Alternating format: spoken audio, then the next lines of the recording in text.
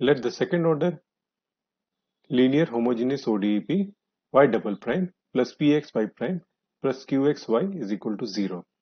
If you know a basis of solution of this homogeneous second order ODE, then we know all the solutions, because any solution can be written as a linear combination of the elements of the basis. As we have remarked before, there is no general method known to find a basis of solution. But if one non-zero solution is known, then to find another element of the basis, there is a method. This method is called method of reduction of order. Note that the basis consists of two elements for a second order linear homogeneous ODE for the solution set. So if y1 and y2 are elements of the basis, then they are linearly independent. Suppose y1x is a known solution and we want to find y2x. Then we set y2x to be equal to vx y1x, where vx is a function, a non-constant function, so that y2x is linearly independent from y1x. y1x is known, we want to determine y2x, so we want to determine vx.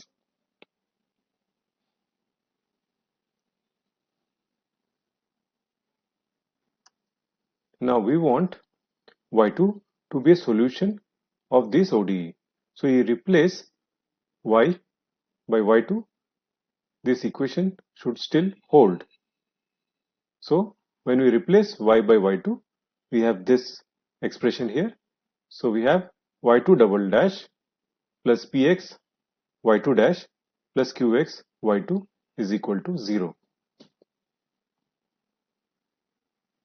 So if we replace y2 by v y1 from this box, then we have v y1 double prime plus px in bracket v y1 prime plus qx vy is equal to 0. We compute this bracket vy double prime and replace that value here. Similarly, we compute vy1 in bracket prime of it and replace that value here. We get this expression.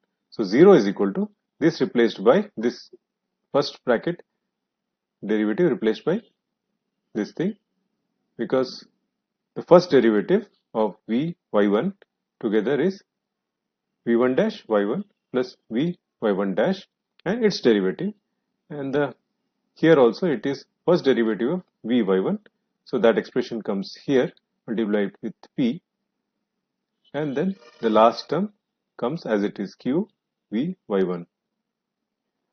Next we compute this derivative, and this derivative comes to be this expression v double prime y1 plus 2 v prime y1 prime plus v y1 double prime plus p times v prime y1 plus v y1 prime bracket close plus q v y1.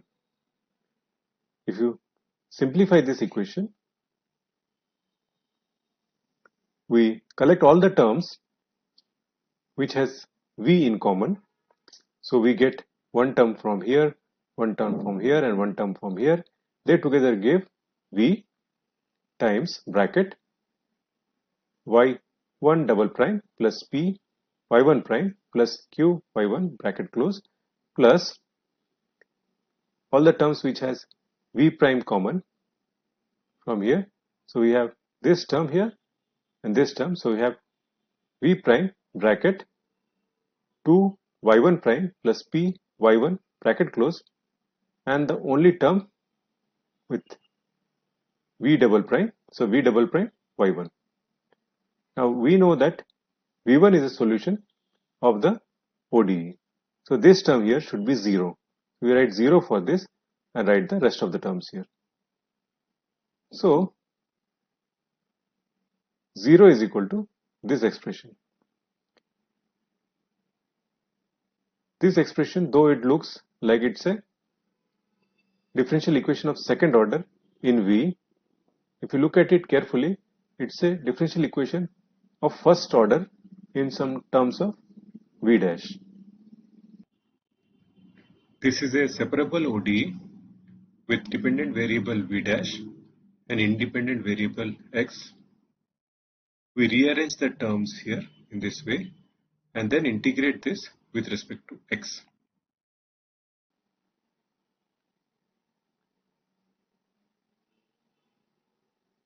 So integration of this term gives log modulus of V dash, and this term can be broken in this way, and integration of this term is clearly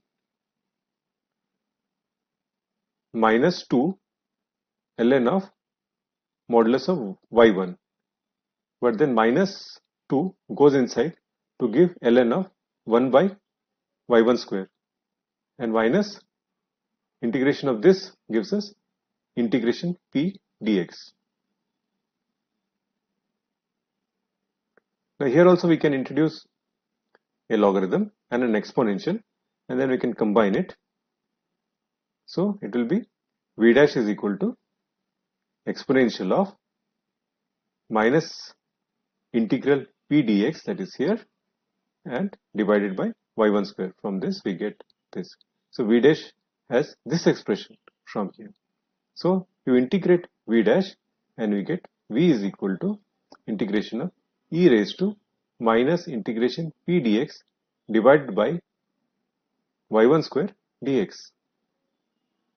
So in this way we can determine the v such that if y1 is the known solution, multiplying v with y1, we get the other element of a basis, and so we know a basis of solution for a second order homogeneous ODE, and so we know any solution. This is the method of reduction of order. Now the claim is that these two solutions are linearly independent. If v is not constant, then it will follow that these two solutions are linearly independent. But from this expression, it is not easy to conclude that.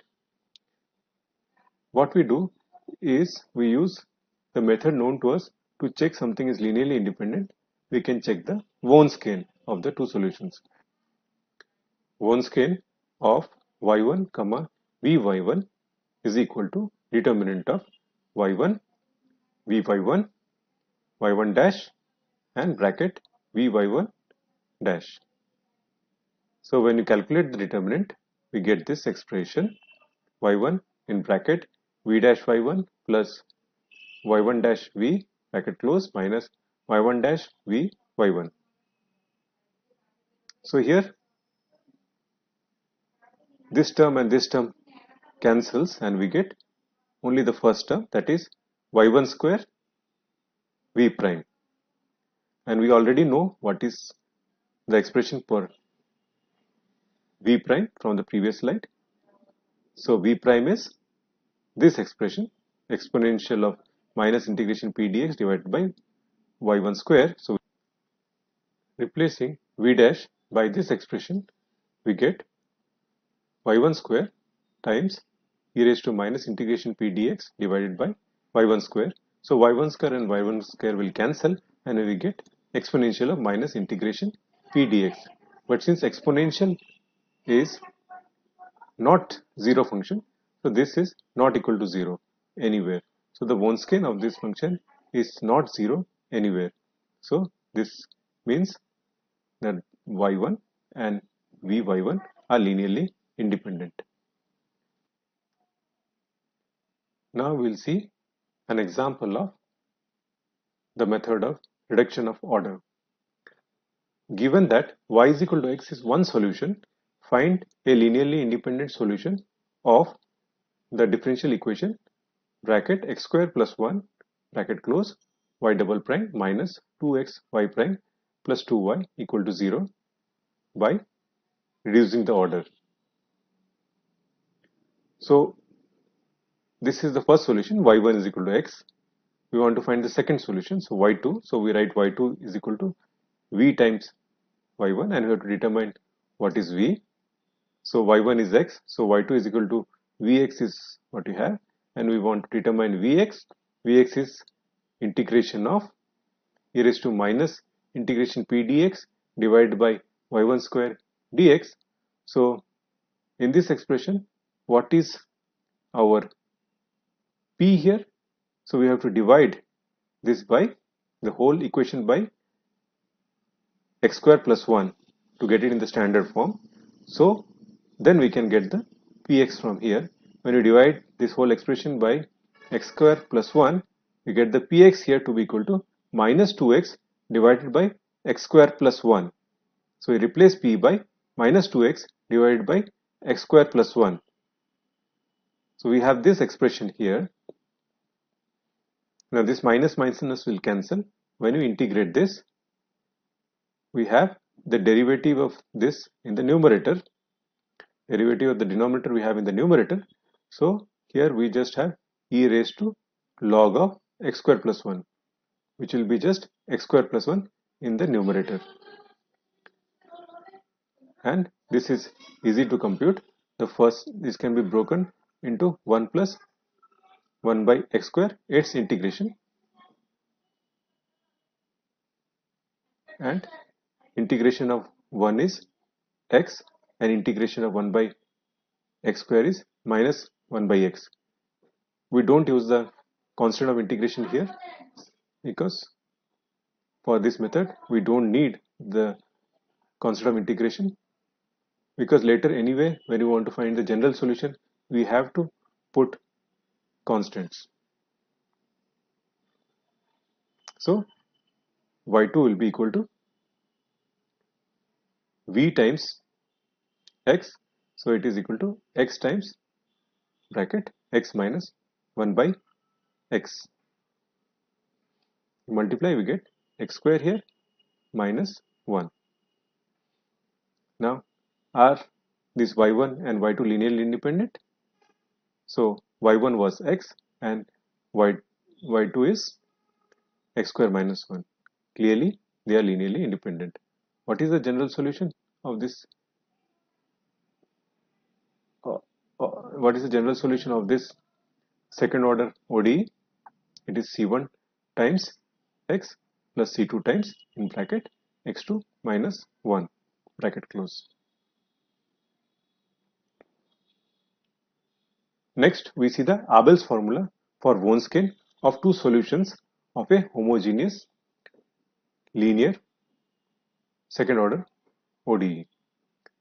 Let the second order ODE be y double prime plus px y prime plus qx y is equal to 0.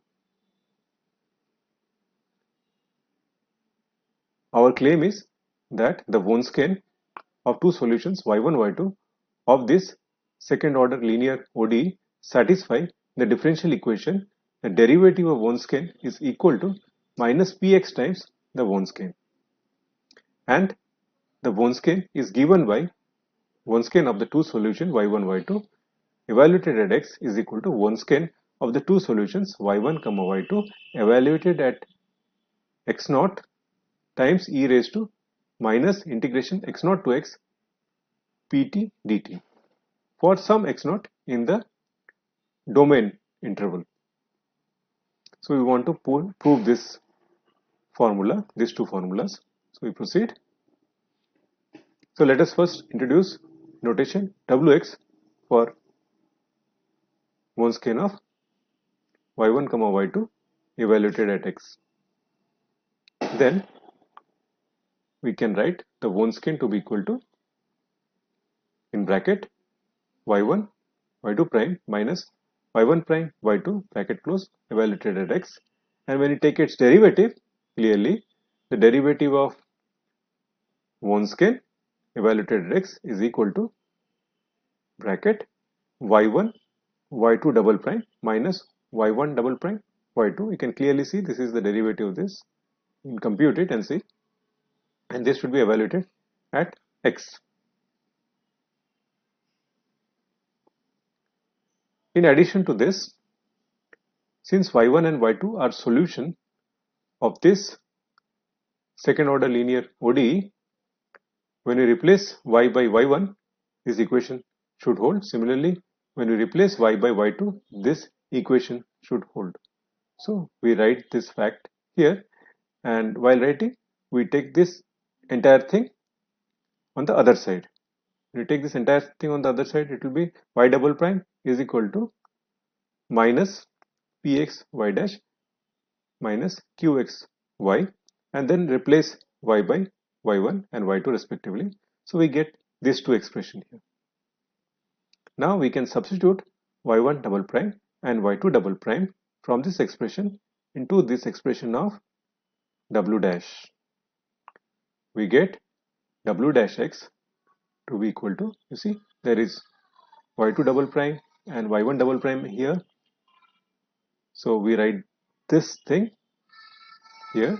So we have y1 multiplied by this expression minus y2 multiplied by this expression.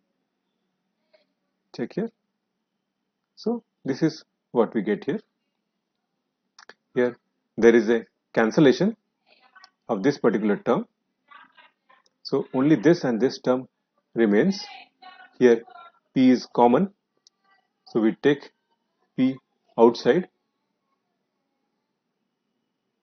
and we have y1 y2 prime minus y1 prime y2 inside the bracket, and this particular expression is nothing but the Wronskian.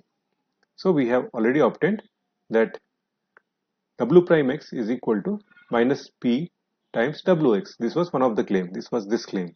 Now we want to prove this. But once you have proved y dash w dash x is equal to minus p wx, from this you can in fact guess that the Wronskian should be an exponential type function. Wronskian should be, when you integrate it, considering wx as the dependent variable and x as the independent variable, and you can use the method of separation of variable and integrate. So this wx comes in the denominator here, and dx comes here along with minus p, and so we have logarithm of wx on this side, and here we have minus integration p dx. So if we remove the logarithm, we have to introduce exponential here, and there will be some constant of integration. So finally we will get wx to be equal to c times e raised to minus integration from x0 to x pt dt, where c is some constant. Now at x0, wx will take the value wx0. So just substitute x0 here. It will be wx0 is equal to c times e raised to minus integration from x0 to x0 pt dt. The integration from x0 to x0 is 0. So e raised to 0 is 1. So what does that mean? That means wx0 is equal to c. So we can replace in this expression c by wx0. So we get wx is equal to wx0 times e raised to minus integration from x0 to x pt dt. This was what was claimed here. So in this way we prove the Abel's formula. We have an expression for Wronskian.